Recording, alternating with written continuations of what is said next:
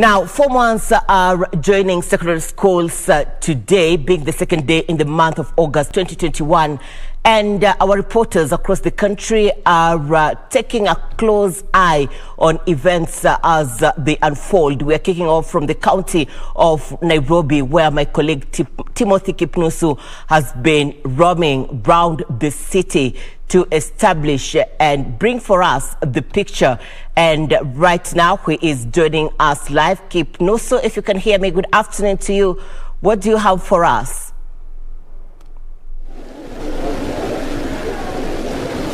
A very good afternoon to you, Irene Muchuma Oding, there, the broadcasting house. Yes, indeed, just as you mentioned, I'm coming to you live from St. George's Girls High School here in Nairobi, where the ongoing admission, Form 1 admission is ongoing here. A total of 1,187,517 students will be admitted across the country, be it the national school, extra county schools, with sub-county schools and special schools, and I've been pitching camp here to monitor the ongoing process. It is actually a very rigorous process. Parents are actually being taken through different process, making sure that the names of the students is captured in the naming system. That is very much important. And earlier on, the CAS for Education, that is Dr. Sarah Ruto, reiterated that no Form 1 student will be admitted if his or her name is missing in the naming system. And it's also very important to note that this year the Form 1, the girls, the number of girls are more than the boys, and it sends a message that the education, the system that has been put in place, and the stakeholders who have been championing the girl child education, it has been successful, because it is 585,942 girls compared to 585,323 boys. And I'm joined by one parent just to paint a picture of how the process is ongoing. Very good afternoon to you. Please join us here.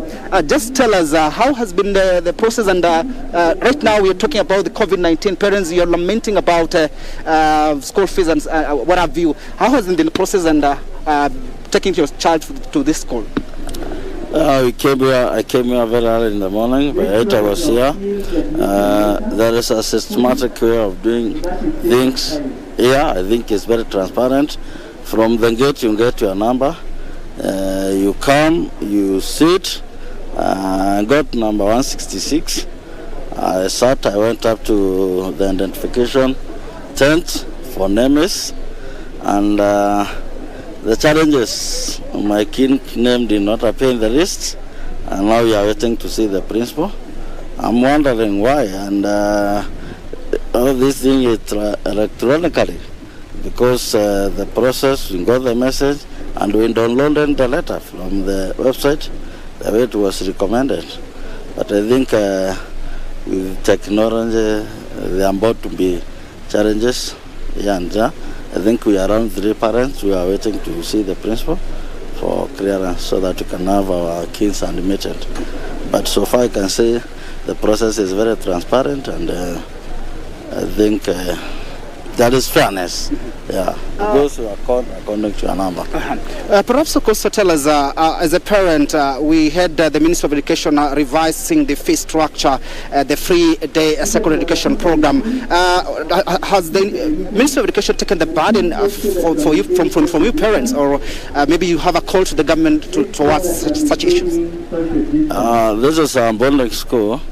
The fees generally is not much. It's around 26,000. But now the school uniform, it's where the parents are feeling the pinch. Buying the school uniform, that it comes to around 25,000. And then you have now these other things for the bonding where you pay another 17,000. Still, as we say, government, we appreciate what it has done, but there is a lot more to be done. Yeah, parents are feeling the pinch. The education, we are saying free education, but on my opinion, it's not as free as per se, and especially for the boarding. Maybe for the day school, it's a bit fair, but And with the challenges of income, with the COVID, it is really taking a toll on parents to make the ends meet. So the government has to go an extra mile to see that parent burden is a bit relieved. We are relieved, yeah, something has to be done. But still, education in Kenya is expensive. Thank you very much. There you have it. That is one of the parents who has taken her student here to St. George's Girls High School. If I can be able to capture a small interview with the school principal, she is here. If be able to capture just a 1 minute interview, please. We are live from KBC Channel 1. The principal for this particular school. Perhaps how has been the admission? And we've heard the CIS for Education coming here talking about the issue of some students, their names missing in the naming system. Perhaps just take us through. Well, we have not yet experienced anyone in St. George's who is missing in the naming system. The ones who had asked for transfers from their other schools where they were initially admitted and preferred St. George's, they are all in the names. So we have not experienced that yet. Yes. What is your call to the government about the issue of fee structure? And because we had a revised fee structure in the country, taking the burden from the parents. What's your call? That was very good for them to consider, because for sure, if I can comment on the classes that are here before the Form 1s came, the Form 2, Form 3 and 4, some parents are really struggling. And because of that, it was wise to consider the reduction, considering that we have a shorter term. And I think that is good. The only thing is that we should encourage all the parents to pay the fees. Then we will be able to cut down on some areas and we move on. Because we must support the children to complete their education. We must support them. It is really difficult for some of them.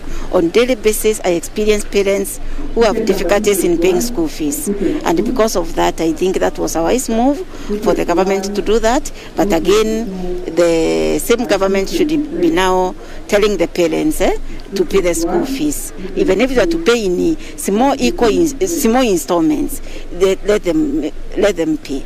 Yes. Many thanks indeed. There you have it. That is the school principal of St. George's Girls Secondary School.